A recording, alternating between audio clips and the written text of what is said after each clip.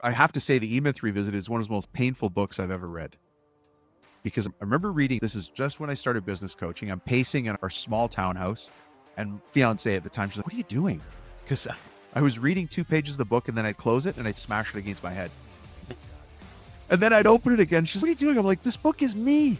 Aside from the fact that I'm not running a pie business, which is the focus of that book, but it is incredibly accurate on the way that entrepreneurs think and how we get stuck in 3 different viewpoints. The entrepreneur viewpoint, which we're talking about here on the show, the manager viewpoint, which John, you were just talking about, measuring the numbers, the cash flow, and then that technician mode.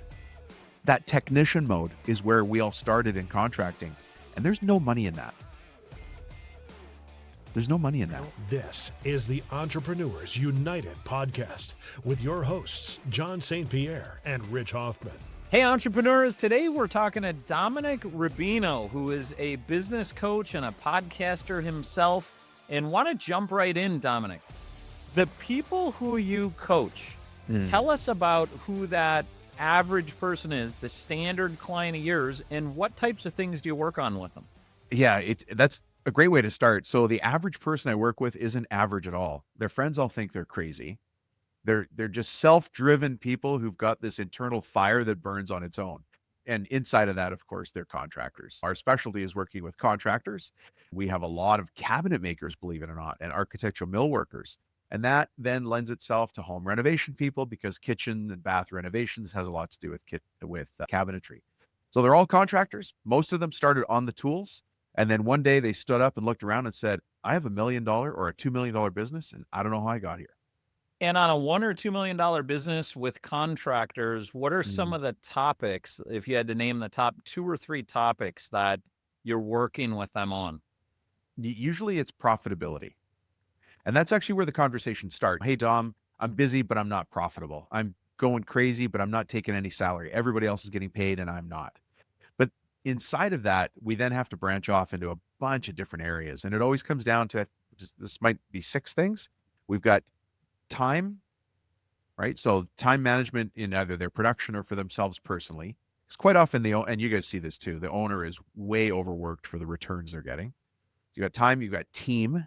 Team is a big one, right? As you're trying to grow the team, do you have the right people? Are they following your culture? Or are they doing things the way you want them to? So we got time, we got team, then money, back to money, exit strategy, growth strategy, sales, and marketing.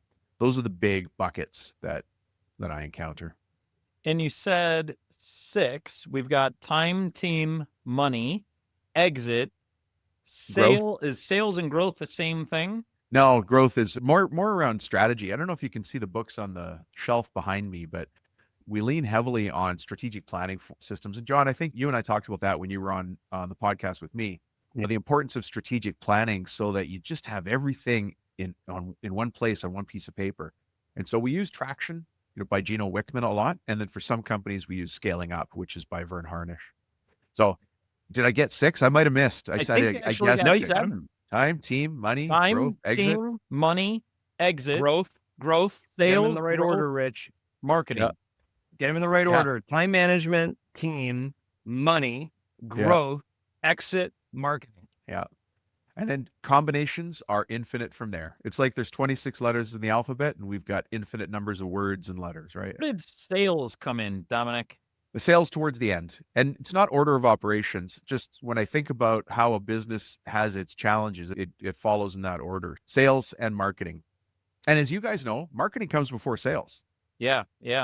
So with the books in the background, I don't know if this is how you do it or not, but I'm going to see if it is.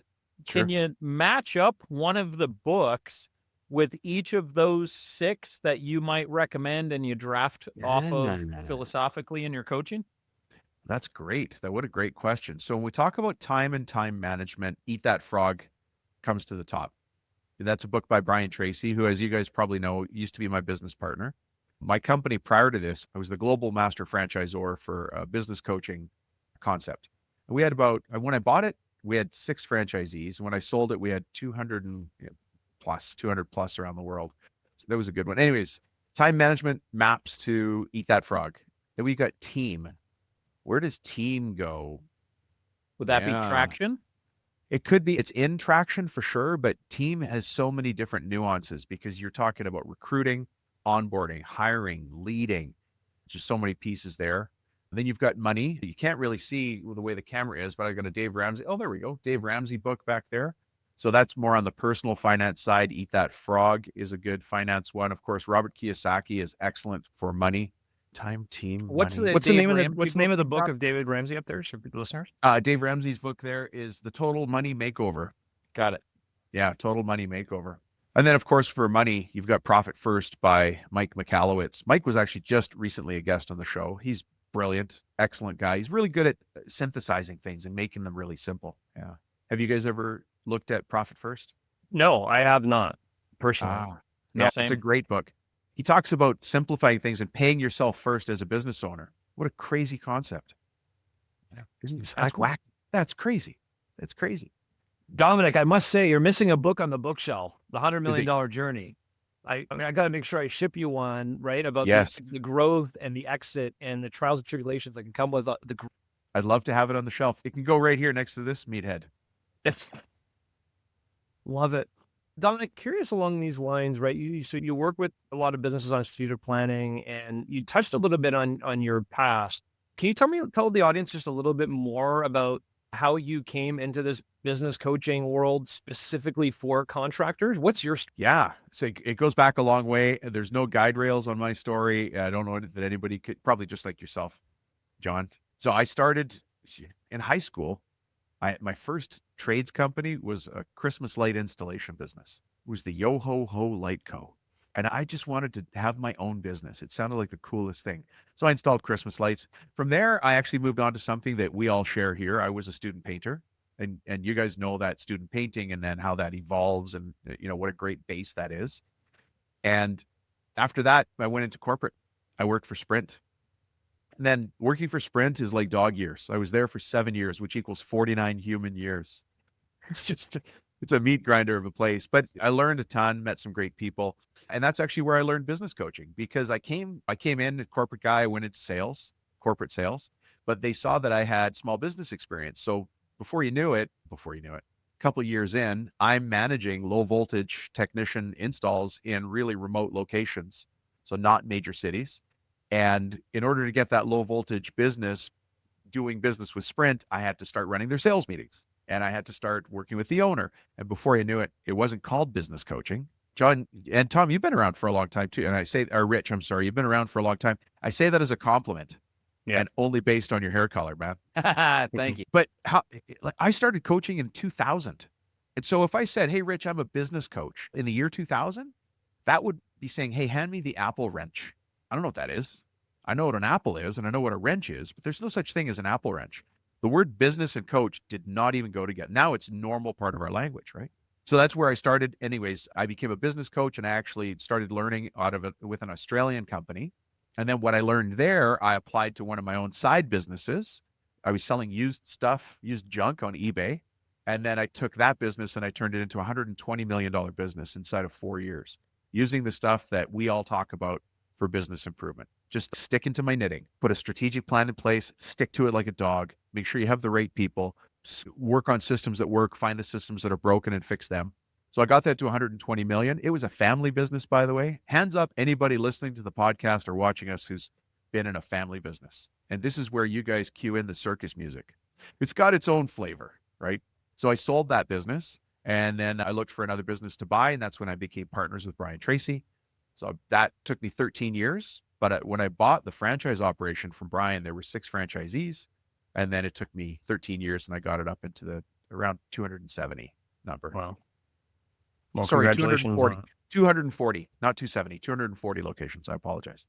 Got it. Rich asked you, what's the biggest thing you run into with the people you work with? And you said profitability. And if I had to synthesize that a little bit, and Rich, I'm curious if you would agree with this as well. I'm finding more and more, and I was in this position as well, I'm sure you guys both as well have been in this position many times, is the messy middle, where they're not in the startup phase of their business, but they're also not ready to exit. And they're in the middle going, okay, is this all the profit I'm going to make from this thing? Or they haven't quite escaped out of that messy middle to develop this high performance business. And you talked about the time management, the team, the money, the growth, the exit, the marketing as 6 key points. And you brought it all the way back down to the biggest thing is strategic planning.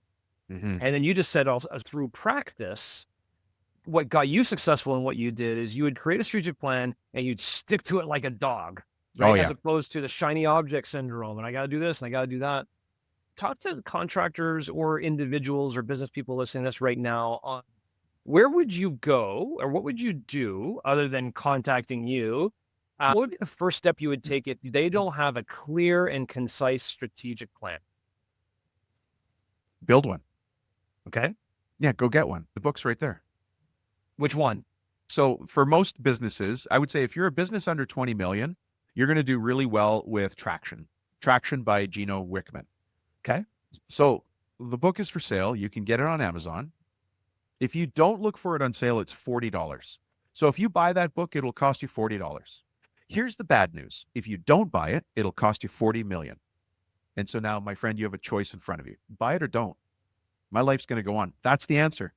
And it's free. $40 is free, right? Now, if you're over 20 million, you can buy Scaling Up, right? And so you've got some, and John, you run those kind of businesses. Which of the two of those do you bring in? If you were prescriptive, which one would you bring at what stage? You know, what's interesting is I'll tell you what I've done. And I'm not going to say that I'm prescribing that because I think I was a big Scaling Up guy. Big love Vern. Vern Harnish actually kind enough to write the review on my book as well. It was my dream come true to Vern Harnish plus my book, right? And so I love Scaling Up and I use Scaling Up in my companies from 0 to 50.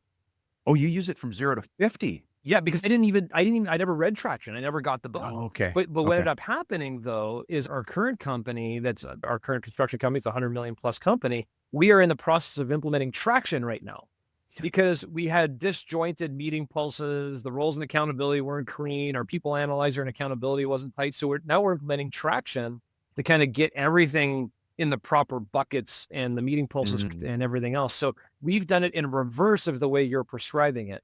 If I had the do-over, would I do it the other way around? That's the interesting question. Yeah. So I'm old. Let me start with this. And so when I started, Traction hadn't been written. Scaling Up was the one. And so that's the tool that I used for my $120 million business. And by the way, that was a mail order pharmacy. Has nothing to do with construction. I am an entrepreneur. I'm a business guy. I have to be proud of what I do. And I was proud of that business, but then Traction came along and I realized, oh, that's a different method of doing the same thing. And I don't know, John, are you in entrepreneurs organization? That's how I met Vern Harnish. And that's how Gino Wickman met Vern Harnish. And Gino, I think, openly says he got a lot of his inspiration from Scaling Up. And all of us got our inspiration from Napoleon Hill, Think and Grow Rich. So none of this stuff is necessarily new. We're just repackaging it and formatting it so that our minds can use it the way we need to. Yep. Yeah. And I think, so I read the book and I think one of the components that you're articulating is start by having a plan and get going. But even if I have a plan, it doesn't really help me overcome time management, team, money, growth, exit, marketing. So when you work with the businesses that you work with, obviously it starts with having a strategic plan, but do you have some actionable tips that you would say, here are the top 2 to 3 things after a strategic plan that I work with companies and their businesses because it's the most needed in this domain? Yeah. Consistency. And let me point out, I struggle with this in my business, the business I'm growing here. So I'm not different than anybody else in business. Right now, we just lost a key employee, but I still have to do all of the things that are in my strategic plan and add to that going to replace this strategic hire that I now need to make. So I'm not different than anybody else, but I realized as of the time we're talking, it's Tuesday. I got nothing done on my strategic plan yesterday. But just eating healthy, just get back to the program, just get back to the program, just get back to the program. So I think maybe the dogged determination, just sticking to it and having the accountability. And Rich is a business coach as well, right? Rich? Yep. That accountability of saying, hey, listen, we're meeting every second Tuesday at 2. And on my side, let's say I'm the client, I'm like, I got to talk to Rich next Tuesday. I'd better get some things done.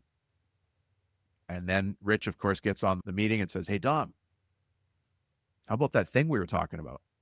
And now the accountability is there. So the beautiful thing about all of this, having a strategic plan, and then having an accountable person, like somebody to hold you accountable, like Rich, is it shortens time frames. I could make a change in my business if I wanted to take my entire career to do it. But if I want to make 50 small changes, Rich is going to help me do it in 20 meetings. Yeah, So great perspective on shortening time frames. Question for you. You pointed to the book in the middle. It looks like your face on it. it's me without the beard. Yeah. It's a younger Okay. me. Yeah. So you've got all these wonderful books on your bookshelf, and yours is there also. What was it around businesses, business development, any of these 6 things?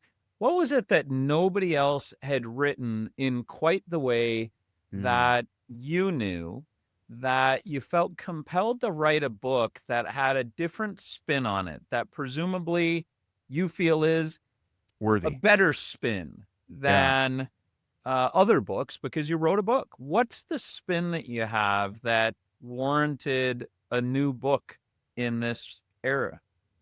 So first, thank you. What a great question, because I've never had that question before. So it's the 20 construction millionaire secrets that I've learned being in boardrooms, at muster stations, on Zoom calls, not only here in North America, but around the world. And one of the things that I thought was interesting is that if I'm talking to a contractor in New Zealand or Brazil, so let's take Brazil, that conversation's in Portuguese, and I don't speak Portuguese. So I have a translator, and yet the same things come up. How is it that a Portuguese business person living in Brazil, that's South America, I can't walk, I can walk there. It's going to take a long, it's just so far away. How is it that we're having the same conversations as I might have with somebody in Singapore? And that's what's missing. I think we all forget. One of your last guests was in Winston-Salem, North Carolina. Yep. Great place, beautiful. North Carolina is stunningly beautiful. But if I live in North Carolina, I think the world is North Carolina. I actually think the world is the neighborhood I live in. Maybe bordered by my airport, some convention center that I go to, the grocery store, and the doctor. That's not the world, my friend. The world is the world. And the problems I have where I live or in whatever town I'm in are the same everywhere. They have different flavors. There's certainly regional variations. But why is the business challenges of a Singapore contractor the same as a Brazilian São Paulo contractor, the same as a Vancouver, Canada, the same as a Seattle, Washington? Why? And why aren't we talking about that? And so that's what I was trying to do there. And what are those things that are the same that you observed?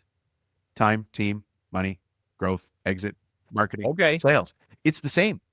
It is exactly the same, but we all want to think it's different here. You don't understand what it's like to be in two brothers on the left-hand side of a southbound road running this kind of shop. And we're so filled with our own that we just think that we're so unique in our problem. John was asking a question earlier about the clients that I work with. And in my head, I don't know what you said, John, or how you phrased it. It was a good question. The clients I don't work with also have something consistent. And Rich, I know you do business coaching as well. The clients who never take action are filled with fear and indecision. The clients I do work with are also filled with fear and indecision, but they're willing to take a shot at their own success. And sometimes I get frustrated, but there's only so much I can do. We're here to help, and we're here to help anytime you want. I've been around for a long time.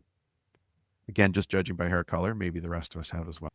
So of those 6, you had honed in first on money. Can you offer some tips or tricks that we would be able to start to employ in business after we get off of this podcast?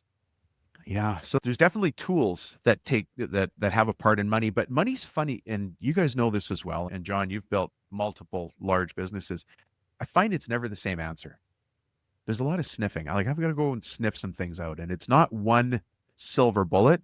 It's maybe a whole bunch of tiny silver ball bearings that need to be moved. So there's a lot of questions that need to be asked. And there might be a list of 10 things that have to happen. Just pick a nice round number. But out of that list of 10 things, one is more important than the other. One has to happen first, and then 2 will happen, and then 3, 4, 5, 6, 7. So go focus on that one thing and fix that. Right now I'm actually a student of Alex Hormozy, this $100 million leads. I'm not sure if you guys follow or listen to him. And I was at his acquisition and disposition conference. We're talking about buying and selling businesses. Brilliant. And I'm sitting there in the crowd listening, taking notes like everybody else. And he's up there ranting about his CEO's job is laser focus on resource allocation, which sounds boring, but he's right. Our job is to be doggedly focused on the one thing the company needs and almost ignore the things that don't matter, and just focus on number one first. And when it comes to money, you've got to figure out what that thing is and go fix it. So money's not always a money problem. It might be a people problem. It could be an estimating problem. It could be a belief problem. Certainly, Dominic, that statement that he made reminds me of one that I think Rich and you and I really gravitated towards, which is the definition of strategy all along, right? Is you have an unlimited amount of opportunities, but you have a limited amount of resources. So where are you going to spend your limited amount of resources? If you don't strategically place those limited resources in the right buckets, you're not going to be clearly focused on the one thing which you're trying to accomplish. And it's another way of saying too, in my mind, how are you rising yourself above the business to strategically view what you're doing? And to your point, stay like a dog on it and keep going. Yeah. So I love that approach. One thing that Rich and I love these conversations where we're mentioning all the books we've all gravitated to, right? Think and Grow Rich. The one thing is being mentioned, right? In that book. And one area that I find, Dominic, that I encounter a lot on the money piece of things, specifically in the trades, cash flow. It's cash flow. It's tied up in their working capital. It's tied up in equipment or inventory. It's in a whole bunch of different things. And I'll share this piece that I love using. So the cash section of Scaling Up, the co-author of that was a guy named Alan Milts. And Alan is a CPA from Australia and makes the exact same point that you said. I don't care where you are in the world, cash is always kings. Yeah. And we all have the same problem. And so actually he built a software, Dominic, called Cash Flow Story that we use with all of our clients today, where we use their financial statements, put it in there, and it tells the cash flow story of that business, including how much every single day of AR is costing you, or every single day of AP management, and how much cash flow your business is actually generating versus just looking at your P&L and thinking that's how well you did. The P&L is like, the first chapter of a murder mystery novel. You don't really know how your business is performing just by the P&L, as an example. Yeah. So I just wanted to share that with you and our listeners. It's a cool tool that I've been using, because I do find that a lot of contractors specifically, it's not the sales that's the problem. They probably built their business by going out and getting the sales to begin with, and they knew how to do that. But none of them grew up with a finance background necessarily to really understand that. You encounter that as well, like the cash flow side of things? Yes, 100%. 100%. It's consistent. And little things can change your cash flow, but it's different for every business. What are the little things that are going to change your cash flow? For a lot of contractors, it's starting to put design agreements in place and focusing on a paid design agreement. That does a couple of things. First of all, it qualifies people really well before you spend a ton of time, but also you get a few bucks in, right, to compensate you for the design work. And we tend to undervalue our intellectual property. That's a fancy word for contractors. But a contractor's ability to sketch out a pool, which they think, I sketch out pools all the time. No, that's design. That's taking into account the landscaping, the zoning, the goals of the homeowner, the home situation, the sun. All of that's not just sketching out a pool. That's using everything you've got to do some. Why isn't that a design element, which you would charge X dollars for? The other thing, again, if we're doing the book thing that Rich has got us on a book track, is the E-Myth Revisited. We've mentioned some of the components of that here already. So I have to say the E-Myth Revisited is one of the most painful books I've ever read. Because I remember reading, this is just when I started business coaching. I'm pacing in our small townhouse, and fiance at the time, she's like, what are you doing? Because I was reading 2 pages of the book, and then I'd close it and I'd smash it against my head. And then I'd open it again. She's like, what are you doing? I'm like, this book is me. Aside from the fact that I'm not running a pie business, which is the focus of that book, but it is incredibly accurate on the way that entrepreneurs think and how we get stuck in 3 different viewpoints. The entrepreneur viewpoint, which we're talking about here on the show, the manager viewpoint, which John, you were just talking about, measuring the numbers, the cash flow, and then that technician mode. That technician mode is where we all started in contracting, and there's no money in that. There's no money in that. Yeah, that's extremely well said. And you're right. Like even on the contractor's IP piece, way too often they provide that intellectual property as a cost of sales, right? And it's almost like asking someone to come to a free meeting. No one shows up, but you charge $50 for the meeting and people will pay for it and they'll show up because they're now accountable to what they're doing. Right. And so I love that tidbit for contractors is you just protect your IP and respect your IP and charge for your IP, and people will respect you more in return because the other ones are all giving it for free, but you're charging because you're an expert in what you're dealing. And That's so right. there's a lot of value there. Dominic, you have a podcast, Profit Toolbelt, that I'd recommend anybody in that industry should be listening to, because at the end of the day, Rich asked you a question at the beginning, which is what is the one thing you run into with the people we work with? And it's profitability. We all want to generate more profits. How can people get more information from you, your podcast, your coaching services, and all that kind of stuff? Because I think you have a lot to offer here. Thank you. The first thing is just find me by name, Dominic Rubino, and you can find me everywhere that you think you can. I actually have two podcasts, Profit Toolbelt, where you were a guest, and then I have another one. It's very specific. It's called Cabinet Maker Profit System. That, if you don't know who I speak to on that show, then you're not listening. That's cabinet makers and architectural millworkers, which is largely an overlooked market of people who really do beautiful craftsman work and are trying to build a business. And so on either of those places, you can find me. I'm on YouTube, LinkedIn, of course, and just reach. I've got a cell. If somebody wants to text me personally, just send me a message at 315-903-7853 and text as you would, and we'll say hi and go from there. Love it. Love it. And the title of your book, is it exactly 20 Construction Millionaire Secrets? It's Construction Millionaire Secrets. That's what it's called. Construction Millionaire Secrets. Perfect. And they're case studies of the reality of what I've encountered with different business owners. And the interesting thing about case studies is you can take out the name of the person and really talk about the pains that we go through. Contractors who come home and they haven't been able to do some landscaping in their own yard and think, I'll just set some time aside to go cut down that tree. They come home and their wife has already hired a contractor to do it. And like, that makes sense because even though they're a contractor and they've got their own crew, it doesn't make sense for them to do their own work at home. Exactly. Dominic, thank you very much for your time today. This was great. Thanks, Dominic. Thanks, guys. Stay tuned as John and Rich unpack today's conversation. John, how about those 6 things that he found everywhere? Didn't matter what the language was. They all have them in common in businesses: time, team, money, growth, exit, sales, and marketing. Yeah, I'd be hard pressed to think of one that's missing in those buckets in terms of what I see most common. I would agree with all that. We didn't spend a lot of time talking about the exit or the growing pains that businesses have when they're going through all of this. But the one area, Rich, that he said very clearly is, first, he works with self-driven people, but we all face fear and indecision. That's what being an entrepreneur or a leader provides you, is fear and indecision, opportunities, problems, solutions, crises, all these different things happen. And what separates those who survive through that messy middle and get to the other side of it is their dedication to do something about it and be self-driven to go there. And that also includes people who read, who listen to podcasts, who have business coaches that are like, sharpen me up, hold me accountable, let's keep going.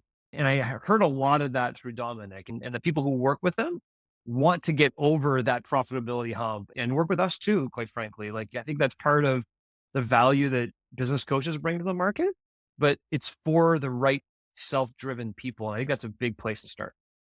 Yeah. And he said, everybody has that fear and indecision. And there's a group of people who are willing to take a shot on themselves.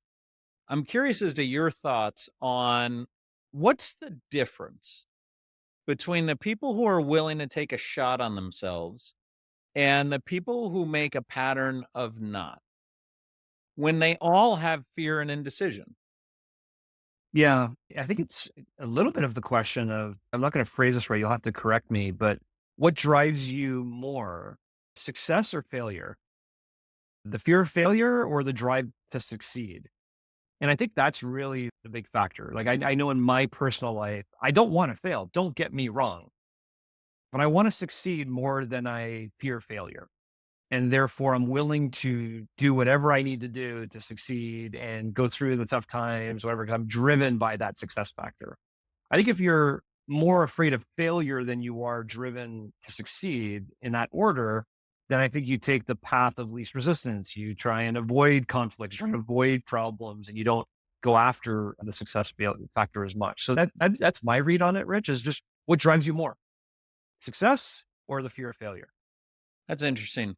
I would say earlier in my career for me, it would have been fear of failure. And I'm a big believer in, as you are too, Tony Robbins, and the belief that people are either motivated to go towards pleasure or away from pain. And the motivation to go away from pain is much stronger than the motivation to go towards pleasure. Mhm. And I think I fit into that category squarely earlier in my career. I think over the last definitely 5 years since we've been doing this podcast, I have switched camps a bit where I'm not quite as concerned about failing, and failing is a short term thing. And public failures, I'm not worried about, because the people who have an opinion that aren't supportive, I'm not sure I care. Otherwise, if I can fail more publicly with people who do help me and help me learn and help me get up, like, why would I be afraid of failing with them?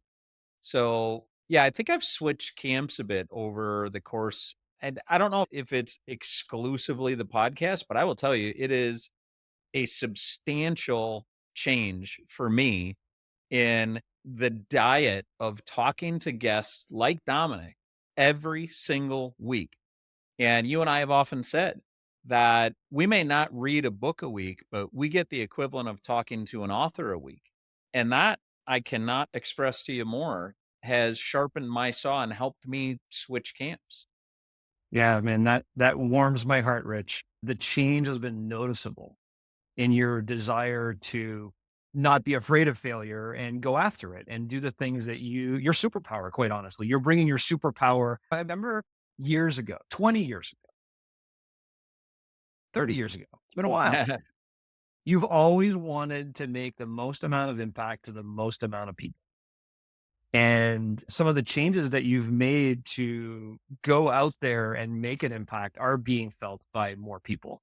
And so kudos to you and that evolution and change that you've been going through, as I've been changing in different ways, experiencing that as well. So I do think that, to sum it all up, fear and indecision cannot hold you back as an entrepreneur or a leader. You have to be self-driven to get over it and not be afraid of what other people think. And everybody's going to fail. Sometimes you fail big like I did, and it hurts. It Don't get me wrong, it hurts, but it didn't subside my desire to succeed.